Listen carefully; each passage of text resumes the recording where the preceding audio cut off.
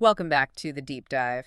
Today, we're embarking on a mission that is, fundamentally about freedom. Hmm. We're not here to dissect quarterly earnings reports or, debate the Fed interest rate. We are getting intensely personal and philosophical about prosperity. That's exactly right. Our focus is a collection of principles, a whole school of thought, really, dedicated to achieving financial independence and success. Right. But this isn't about the flashy, look at me kind of wealth that just dominates social media.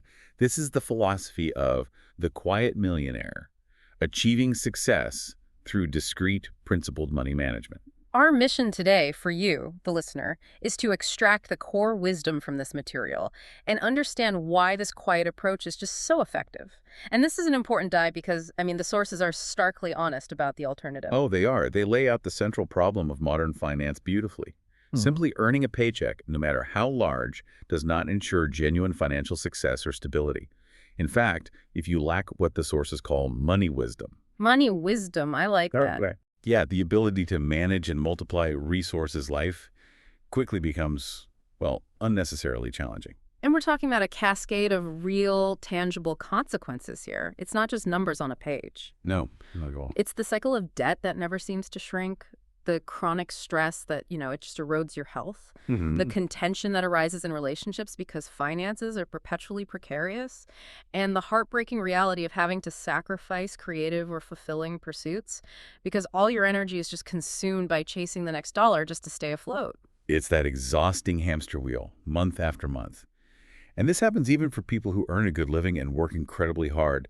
The material promises a structured way out of that cycle by modeling the behavior of those who actually succeed, but fly under the radar. So the core promise is to learn how the most successful people handle their finances. They're the ones who discreetly and modestly accumulate wealth, and then, crucially, they generously give without ever needing or seeking to impress anyone. Right. They offer broad, proven principles, but they never, ever give out their specific bank balance, and that privacy is absolutely central to their strategy. Absolutely. The entire approach is built upon a shift in mindset, moving from fear and doubt to deliberate private action. It really sets the stage for what Franklin D. Roosevelt is quoted as saying in this body of work. Yeah, that quote is powerful. The only limit to our realization of tomorrow is our doubts about today. We're talking about realizing that tomorrow through consistent, confident, and discrete financial discipline. Okay, let's unpack this and jump right into that concept of discretion. This private action, it begins with erecting what we can call the shield of discretion. Why do the quiet millionaires insist on keeping their wealth-building journey so, aggressively private? It's a defense mechanism for sure, but it's also an acknowledgement of financial reality. Attaining financial independence is a deeply personal and deliberate process. Right. It involves a unique blend of choices: your personal risk tolerance, your desired lifestyle, the investment vehicles you select. And these variables, they differ wildly from person to person. So if I start talking about my investment strategy with a random acquaintance, they are instantly going to measure my plan against their own, which is based on entirely different goals and, a completely different comfort level with risk. Precisely. You find that discussing money openly almost always leads to unwanted opinions, unnecessary judgments, or outright pressure regarding how you should spend, donate, or invest your hard-earned money. I can see that. If you decide to live modestly to fund a major long-term goal, maybe you're driving an older car or you don't take expensive, frequent trips, you're immediately subject to criticism from those who measure success only by immediate, flashy consumption.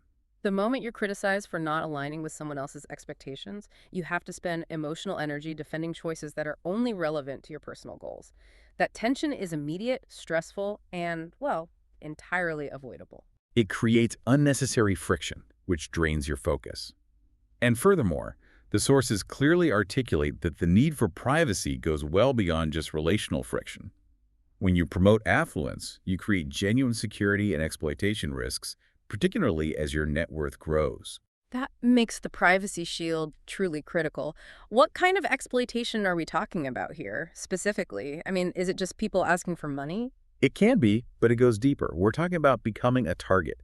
High net worth individuals who promote their wealth, whether through digital displays or conspicuous consumption in real life, they become vulnerable to aggressive legal actions, frivolous lawsuits, or these highly sophisticated fraudulent schemes that constantly circulate. I think about how easy it is now for manipulators to target you. Your digital footprint can reveal your spending habits, your vacation spots, the type of assets you own. It's all out there. Exactly. When you broadcast success, you invite manipulation. Keeping financial information private helps guard against these external attempts at exploitation. The quiet approach, accumulating modestly and giving generously without seeking to impress, is the most robust defense.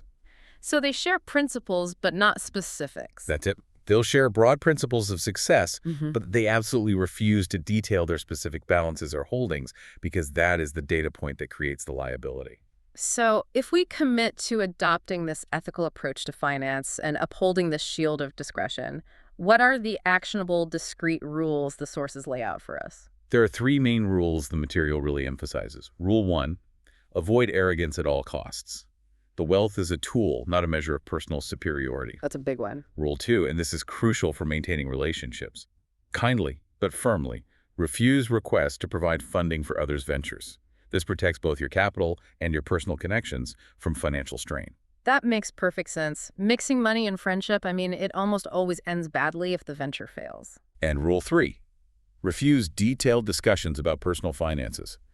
You should only involve the most trusted partners, a spouse, for example, and ethical aligned advisors. Diligence in making, saving, and investing wealth is key, but it must be done with peace and privacy.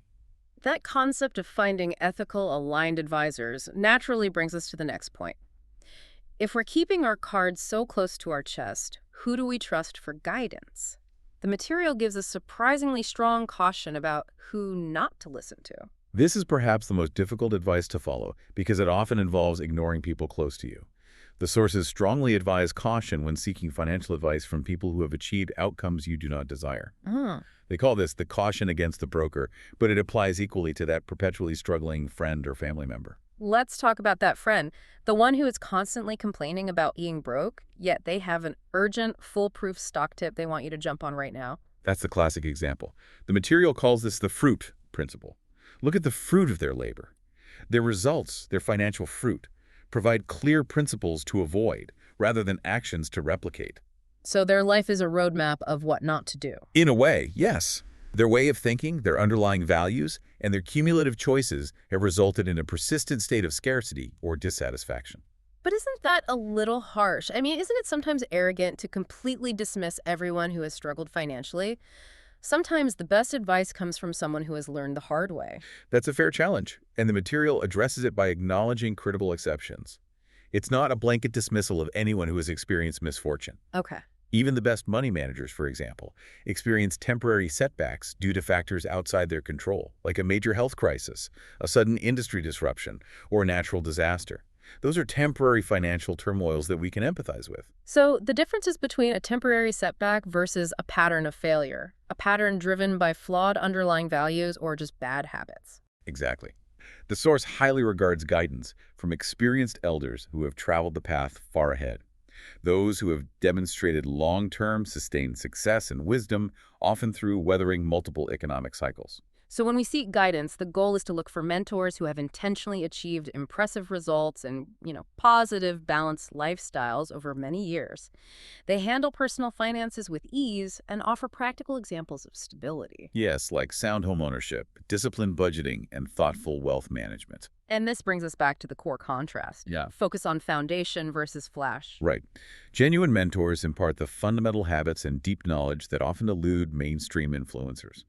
The sources argue that many of those influencers prioritize funding a luxury appearance over establishing genuine financial stability. The appearance of wealth. Their flashy lifestyles might be tempting, but they are often subsidized by debt or temporary cash injections from sponsorships. It's the difference between someone who is genuinely wealthy and someone who is merely paid well to look wealthy. Precisely. We must filter out the noise and focus only on the proven foundational principles demonstrated by successful, quiet wealth builders. The external veneer means nothing if the underlying structure is unsound. That is the perfect segue. Now that we understand the necessity of discretion and finding the right mentors, let's transition into the actual discipline practices that build stability. This next section is all about those foundational building blocks. And the first block is patience. This is emphasized as a crucial differentiator, especially in a modern society that constantly prioritizes immediate results and, frictionless shortcuts to everything. The timeless principle here is deceptively simple. Earn before you spend. That patience and discipline are not just virtues, they are the financial foundation for long-term freedom. The material spends significant time detailing how easy it is to fall into the debt trap. Getting what you want right now is made incredibly easy. A quick swipe of the credit card, a simple online loan application. It's frictionless. It is. But that frequent, impulsive temptation leads to being stuck in burdensome debt payments that continuously deplete your income month after month after month. It's the opportunity cost, isn't it? Every dollar that goes towards servicing a debt payment for something you already consumed 3 years ago is a dollar that cannot go toward building your future. That's the mechanism. Impulsive spending creates future financial burdens. The wiser approach, as taught by the quiet millionaires, is to reverse that cycle. Live within your strict budget, diligently save money, and only buy what you can genuinely afford using capital you already have. Patience and perseverance. That's what truly leads to long-term rewards, allowing you to gradually increase your savings and investments free of financial stress. And that patient, methodical approach extends directly to investment decisions, which the material summarizes as: investigate before you invest. If an investment opportunity appears urgent, foolproof, and only available to you right now, the material suggests the red flag should be flying immediately. Urgency is the enemy of due diligence. That opportunity must withstand objective, calm research, or you must simply walk away. It's a great test for any investment pitch. So, for someone new to this, what exactly does a smart investor investigate? How do they perform this objective research? It's not complex, but it is necessary work. Smart investors examine financial statements, they gain a clear understanding of a company's fundamental strengths and weaknesses, they evaluate potential returns versus inherent risks, and they take time to consider different options before ever committing capital. They're doing their homework. They are performing due diligence, they are looking for economic substance, not just hype. Right. Jumping in on a feeling or a rumor without that careful consideration leaves you completely vulnerable to scams or, more commonly, just underwhelming outcomes. Only thorough investigation allows you to select opportunities that genuinely have the potential to generate significant long-term wealth, the kind that takes time to compound. Which brings us to a deeper look at the burden of debt. The sources are, well, they're blunt about it. Getting into debt is a breeze, but getting out is challenging and often highly traumatic. The primary challenge is the restriction debt imposes. Once interest payments kick in, your budget becomes rigid and inflexible. The interest continues to accumulate, and debt limits your choices: where you can live, what job you must keep, when you can retire. It demands your attention. It requires constant, stressful attention. You are effectively working for your creditors, not for yourself. So the overarching goal here must be minimization.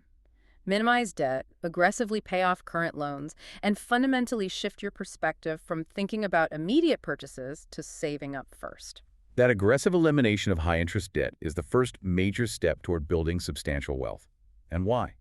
Because once those debt payments decrease, your net worth immediately increases, and that freed-up money can be allocated toward productive investments, retirement savings, and personal projects. It's an immediate, guaranteed return. It is.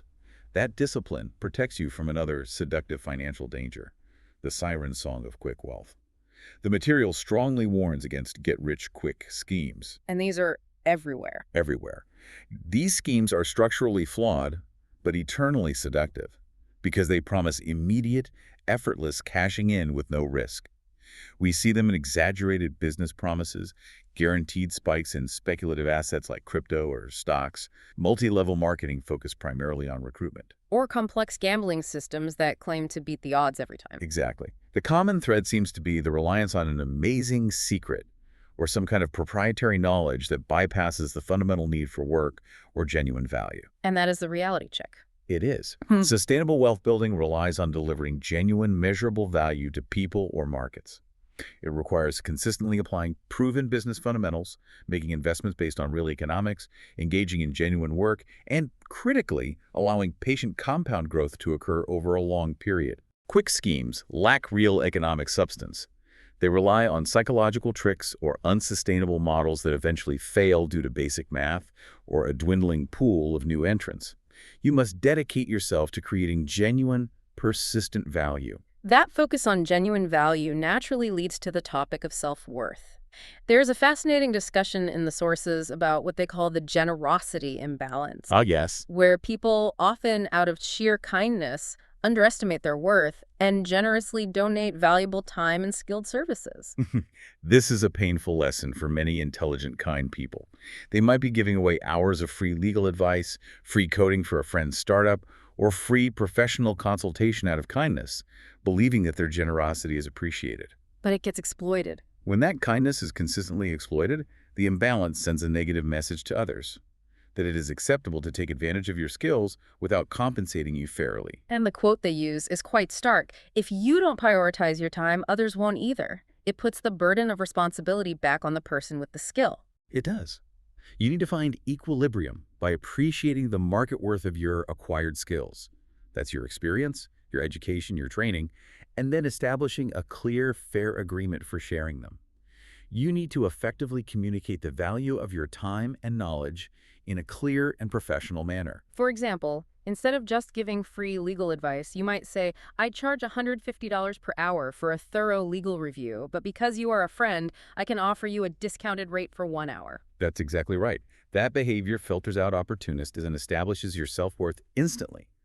You are professionally telling the world what you are worth and encouraging others to engage in fair, mutually respectful transactions. This is not greed. It's self-respect and boundary setting. And that self-worth, that knowledge of your own value, fuels the necessary persistence required for the long haul.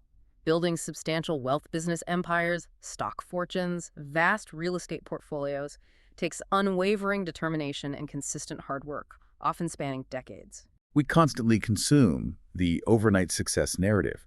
But if you look closer, those successful people faced countless obstacles, failed projects, and opportunities that didn't work out. Right. What separated them was the ability to learn, adapt, and persevere through years of effort that was entirely unglamorous. So sustainable wealth requires that consistent effort and, most importantly, the patience to allow time for compounding to truly take effect. It's not about finding the loophole. It's about making steady, incremental progress. Indeed, it requires commitment to well-defined plans, establishing safety nets, consistently investing, and spreading assets. Sure. The small, gradual progress made during the periods of unglamorous effort is precisely what transforms into significant, lasting achievement down the line. Okay, here's where it is really interesting for me. We've talked about the practical actions, privacy, discipline, persistence.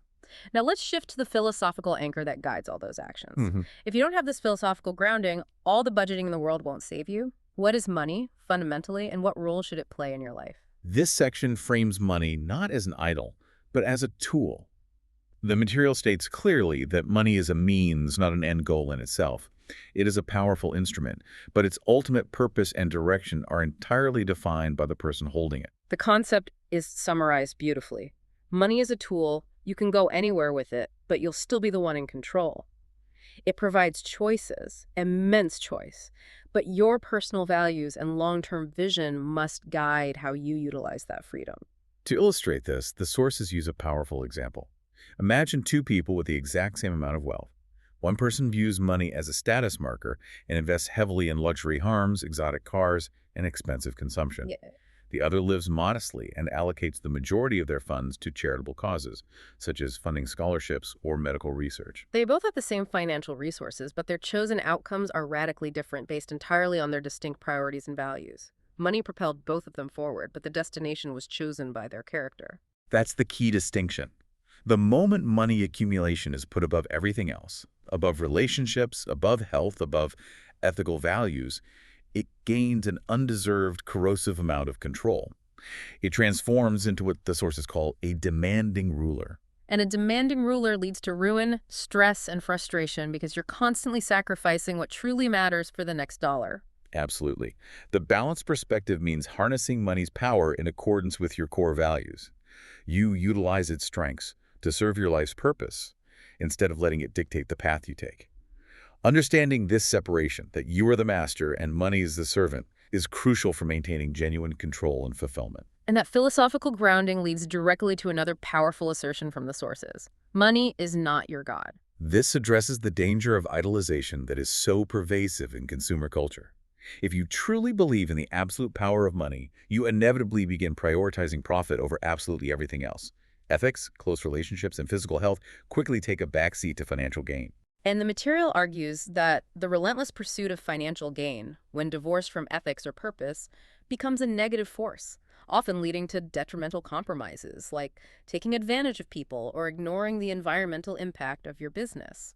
Because the simple truth is that money's true value is solely determined by its material purchasing power. It is a medium of exchange.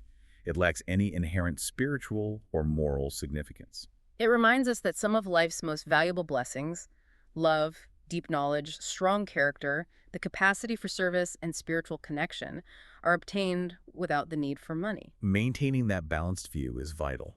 It means recognizing the significance of money as a tool, but only as one aspect of importance in a well-rounded life. And that affects how you work. This philosophical understanding also dramatically influences how we approach work itself.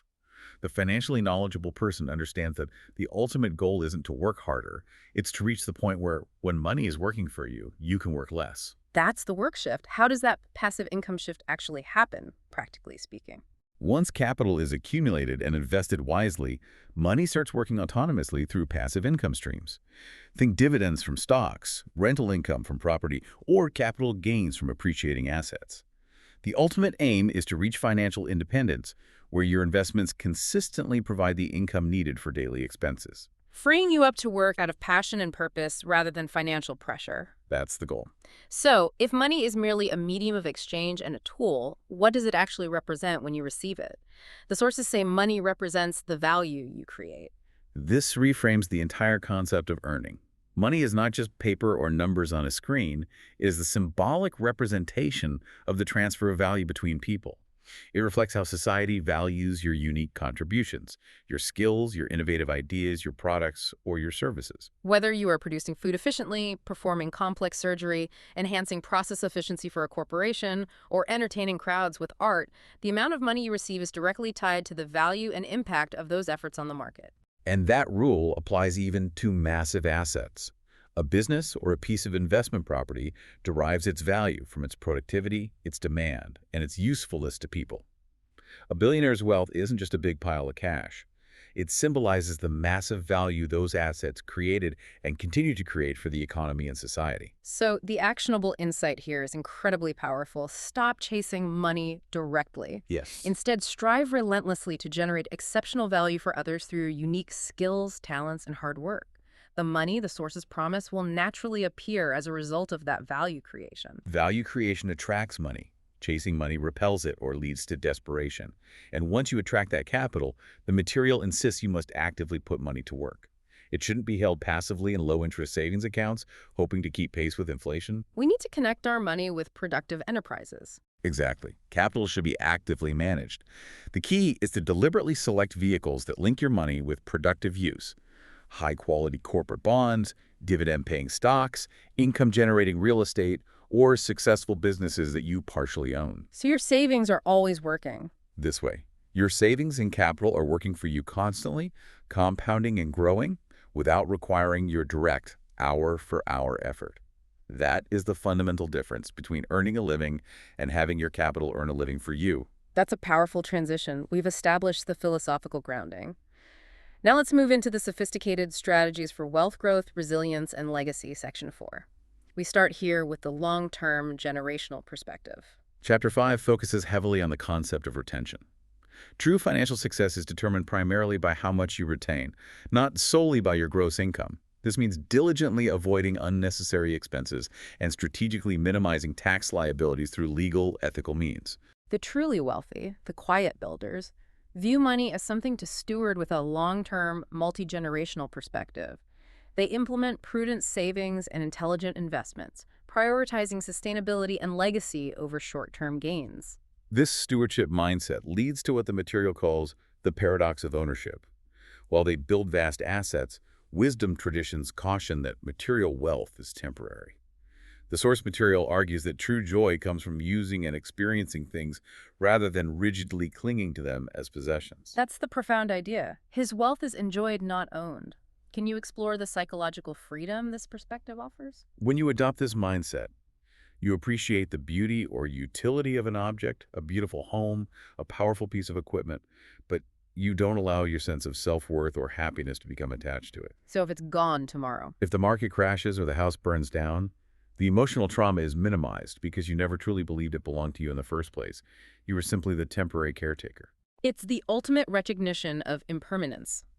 On a deep level, objects do not truly belong to anyone. They are in a constant cycle, eventually outliving their owners. That's right. The concept of temporary caretaker encourages generosity.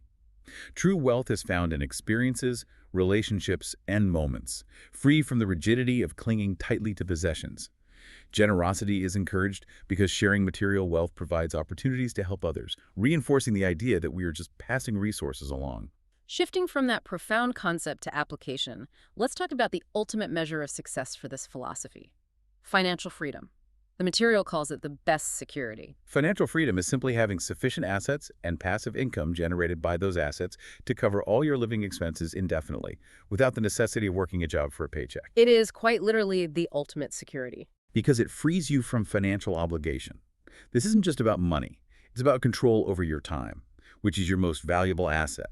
It allows you to dedicate your time to meaningful work, build deeper relationships, explore the world, expand your knowledge, and pursue leisure without constantly worrying about the bills. And critically, it drastically reduces the stress related to unpredictable income layoffs, economic downturns, industry shifts, because your diversified investments generate a reliable cash flow regardless of your employment status. The material cites Epicurus' principle here, which is fascinating because it focuses on sufficiency, not maximization. Genuine prosperity is not about continually amassing more than what is necessary for security and contentment. You just need enough. The objective is simple: establish enough freedom and security to flourish. Once your basic financial needs and safety nets are robustly met, you are free to prioritize family, service, spirituality, or creativity, the elements that bring true, lasting joy and fulfillment, rather than chasing external measures of success. So what's the simple, repeatable formula to achieve this desirable state of financial freedom? It boils down to 3 core behaviors: spend less than you earn, save diligently, and make wise investments focused heavily on the long term. Then, you simply allow the power of compound growth to work its wonders. Patience and discipline. They are the crucial ingredients that ensure that over time, your money will do most of the work while you reduce your active effort. That sounds great when the economy's booming, but let's be practical. Chapter 9 reminds us that fluctuation is absolutely guaranteed. How does the quiet millionaire prepare for the inevitable downturns? They recognize that building wealth involves constant ups and downs, stock market shifts, economic downturns, unexpected personal expenses. That's why flexibility and adaptability are non-negotiable. The analogy used is powerful.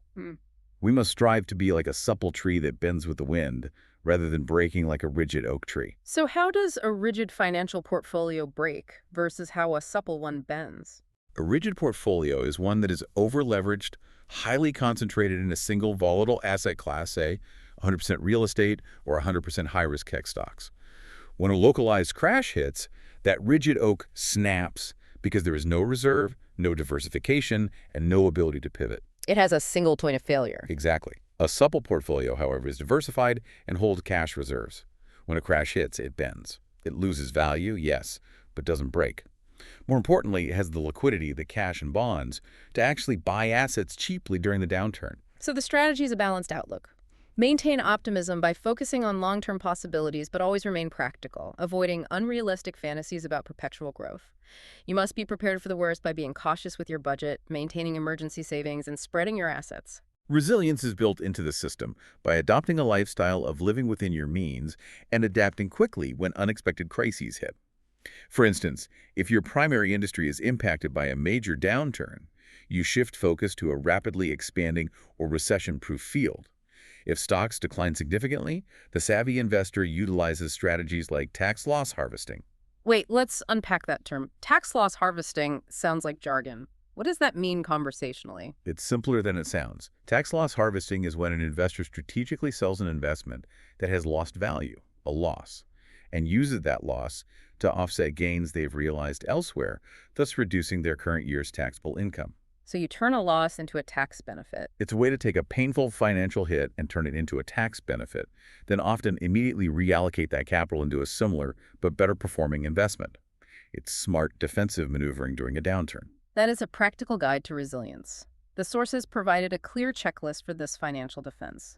Let's walk through those 6 points not as a list, but as core principles. Absolutely.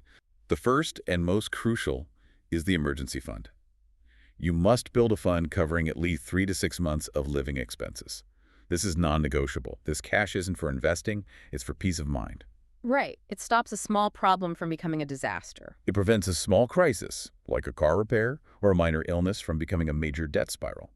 Second is diversify investments. Why is this so essential for resilience? Diversification means spreading your money across different asset classes, stocks, bonds, real estate, and commodities. The goal is simple. When one area suffers, another is likely performing well, smoothing out the overall portfolio volatility. It ensures that no single point of failure can destroy your entire financial stability. Third, live below your means. That's the core frugality principle we've discussed. It's the constant discipline. Practice frugality to free up cash for saving and investing, rather than consuming everything you earn. Fourth, minimize debt, prioritizing paying down high-interest liabilities that erode your stability and restrict your choices. Fifth, stay informed. This means continuously educating yourself on financial trends and economic conditions. And finally, sixth, have a backup plan. This means cultivating a secondary income stream or maintaining a fallback career option. In a volatile world, having multiple streams ensures you are never totally reliant on one source for survival. That feels like a comprehensive shield against the unpredictable nature of economics. But let's look at perhaps the most reliable, proactive move you can make, the investment that always pays off. Chapter 12 argues that the best investment is always in yourself. This is the only investment where the asset you are buying, your skills, knowledge, and health, can never be taken away. Investing in personal growth, expanding your capabilities, your vision, your job skills, and your creative talents yields personal joy, fulfillment, and income for many years to come. The sources mention adopting a growth mindset. That means viewing your abilities not as fixed, but as flexible and expandable through dedicated effort and applied wisdom. This changes how you allocate resources. You invest money to improve your skills, your productivity, and your influence. This means funding advanced courses relevant to your career, turning a hobby into a potential income stream by funding specialized workshops or gear, or hiring a coach to make sustainable lifestyle improvements. And the material notes that this yields daily compounding rewards. How does that human capital compound? Think about it this way. Improved soft skills often lead to a promotion, which increases your income, which then allows you to invest more money, accelerating your financial compounding. Improved fitness enhances mental clarity for better decision-making and productivity. Your human potential is truly your greatest, most leveraged asset. Crucially, this strategy involves moving away from the conventional idea of exchanging time for money punching that hourly clock. Building true wealth requires generating leveraged income that is not solely dependent on your time input. This is the transition from labor income to capital income. Leveraged income can be anything from book royalties for a writer, software product licenses for a developer, or income generated from assets that work autonomously while you sleep. That's the power of scalability. But the sources emphasize that this isn't just about finding a passive stream. It's about developing high-income skills that combine unique expertise with scalability. The example of the surgeon is excellent. A highly skilled surgeon can earn a substantial income performing procedures, but that income is finite and dependent on their physical presence. They can only do so many surgeries in a day. Exactly. However, if that surgeon leverages their expertise to teach other doctors through licensed training modules or patents and licenses a unique medical innovation, they have leveraged their skill beyond their time input. So it's not enough just to be skilled. You have to package those skills for passive or scalable income. That requires deep understanding and persistence to create a product or system based on that expertise. It requires simplifying and excelling in your chosen skills to levels that are uncommon, and then transforming that expertise into self-sufficient entities that generate income without requiring constant direct effort. The initial effort is high, but the resulting income, leverage, and freedom are worth the investment. We've built the philosophical foundation and the strategic framework. Now, let's bring it all home with the final focus, the actionable steps and the ultimate measure of fulfillment. We start with gaining control over your money. The source material identifies financial concerns as the single top source of stress in modern life. The feeling of being constantly plagued by worries, struggling with paychecks, and being overwhelmed by debt is the feeling of being trapped. Control replaces that anxiety and the feeling of helplessness. The first step for gaining control is the awareness phase. You must face the facts. Take a close look at your income, your fixed expenses, and all your unnecessary spending. And this needs granular detail. The material suggests recording every single expense, no matter how small. That daily coffee, that monthly subscription you never use. You need a brutal, honest understanding of exactly where your money is going. This awareness is painful, but it is the prerequisite for change. Once you have awareness, you can execute the practical steps for control. Let's break down those 6 key actions. First, create a practical budget. This isn't a restriction list. It's a spending plan that matches expenses with your actual income, forcing you to make necessary reductions, whether in housing, transportation, or entertainment. Second, maximize earnings. This means investing in education, finding additional income streams, or improving your employment prospects. Third, enhance financial literacy.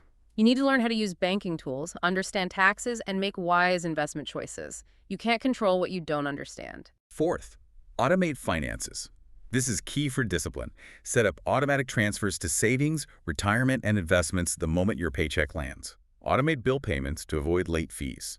This creates a powerful, disciplined financial system that works for you without requiring daily willpower.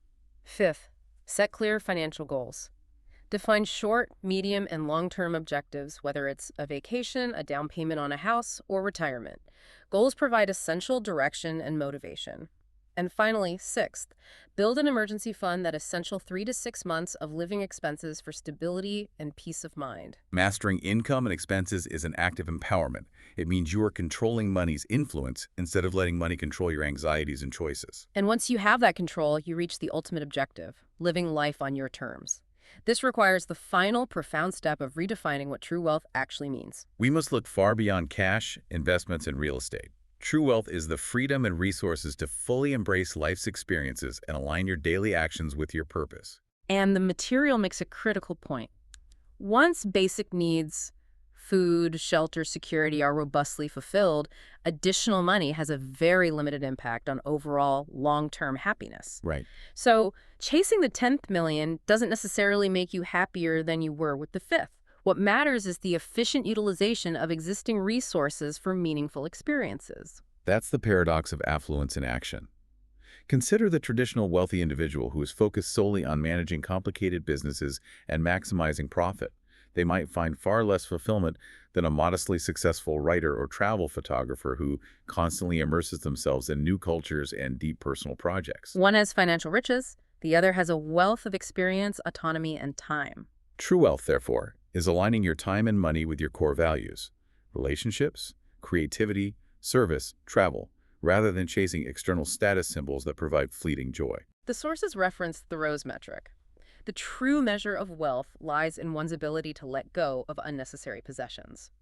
This encourages intentional living. You reject societal expectations of success, the pressure to buy the bigger house or the luxury car, and instead you determine what is important based on your true self and your deepest purpose. Work becomes meaningful, decisions are driven by overall health, mind, body, spirit, and time is focused on loved ones and personal growth. That sounds like true freedom. It is, but the sources note that embracing this life aligned with your values often requires risk-taking and the willingness to ignore mainstream views. It cultivates unwavering determination and a profound sense of meaning that no amount of money can buy. It's about making the decision to live life entirely on your own terms, irrespective of the expectations others may place upon you. So what does this all mean, taking the entire journey into account? We've covered everything from the necessity of silence in finance and the principle of value creation to the ultimate pursuit of intentional living. It is a synthesis of money wisdom. It is. The final chapter reminds us that true wisdom is what sets apart the good wealth creators from the great ones. You must master the basics, save diligently, invest wisely, budget responsibly, and crucially, let compound interest work its magic through patience and persistence. And as your means grow, humility must be practiced. Avoid the arrogance that can come with wealth. You must manage wealth responsibly, effectively handle risks by diversifying, and continue to tune out social pressure, seeking only discreet mentors who exemplify sound, quiet principles. For you, the listener, the final actions are clear. Set defined financial goals, stay fiercely committed to financial discipline, continue your education, and find those discreet mentors. The path of prosperity is intensely personal and must align with your unique values, temperament, and vision of success. It has been a powerful deep dive into profound practical philosophy. We started with the foundational idea that money shouldn't control you, but serve you. If we accept the final synthesis, that money is not the ultimate goal, but a powerful means to achieve your aspirations and live a fulfilling life, it changes how you view every minute of your work and every dollar you spend. Indeed, if your wealth foundation is now secure and your money is actively working for you, allowing you to live life on your terms, this raises an important question for you to explore. What new pursuit, aligned with your deepest purpose, will you finally allocate your time to now that the financial foundation is firmly in place? That is the true realization of financial freedom.